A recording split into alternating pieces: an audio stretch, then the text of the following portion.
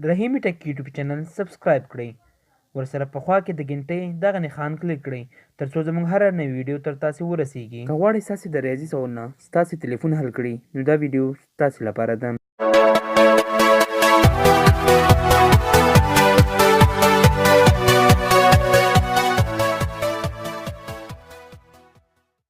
سلامونه، زه رحیم ځای رحیمي تاسې ټولو ته په رحیمي ټک یوټیوب چینل کې ښه راغلاست وایم.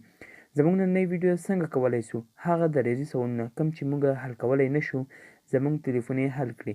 هو، هغه سوالونه کوم چې تاسې نسئ حل کولی ستاسو تلیفون به یې درته حل کړي. د دې لپاره به تاسې لاړ شئ پلی سټور ته. کله چې پلی سټور ته لاړاست هلته به فوټو میټ ولیکئ.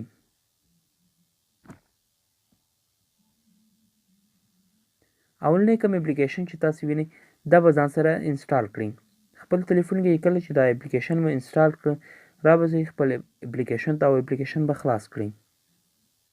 کله چې تاسې اپلیکیشن خلاص کړئ داسې کوم صفحه به تاسې راسي. ژبه تاسې کوم ژبه انتخابوئ، کوم ژبه تاسې غواړئ چې انتخاب کړئ. خو انګلیسي انتخاب کولی شئ، فارسي انتخاب کولی شئ، هر ژبه چې تاسې وغواړئ.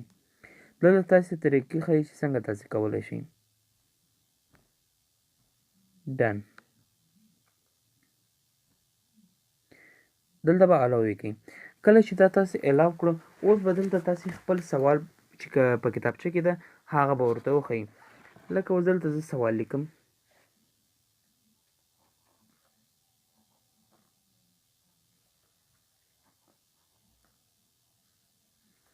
دا زموږ سوال شو.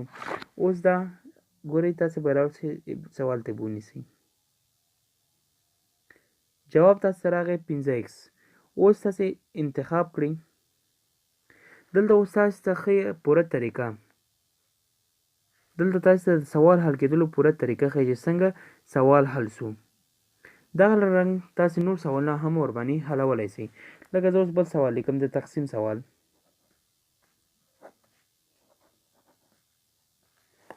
دلته به تاسې سوال ته ونیسئ.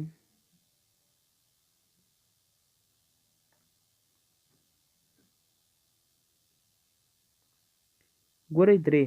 اصل جواب موږ سره 3 ده. اوس څنګه 3 راغلی دی هغه به دلته تاسې درته ښیي.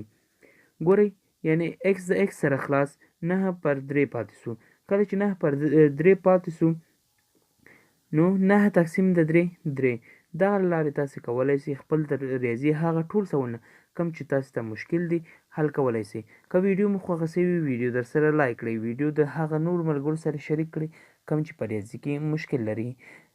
دا به زموږ نننۍ ویډیو په لوی بخښونکي خدای مو سپارم. د ویډیو ختمېدلو څخه مخکې تاسې څخه یوه هیله که چیرې زموږ یوټیوب چینل ونه سبسکرایب کړئ هغه در سره سبسکرایب کړئ او خپل نور ملګرو ته هم ووایئ ځکه موږ به تل مدام داسې ښکلې ویډیوګانې تاسو ته در رسوو. خدای په امان، ښه وخت.